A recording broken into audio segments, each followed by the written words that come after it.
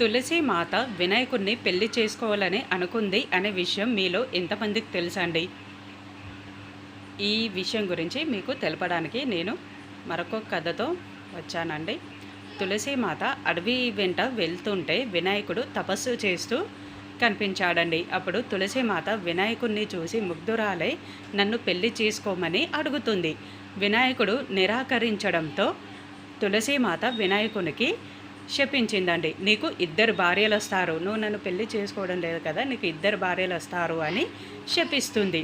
దాంతో వినాయకుడికి కోపం వచ్చి నీకు కూడా అసురుడితో పెళ్ళవుతుంది అని శపిస్తాడు. దాంతో క్షమించమని తులసీమాత అడగడంతో నిన్ను పవిత్రమైన మొక్కగా అందరూ చూసుకుంటారని వినాయకుడు వరమిస్తాడండి.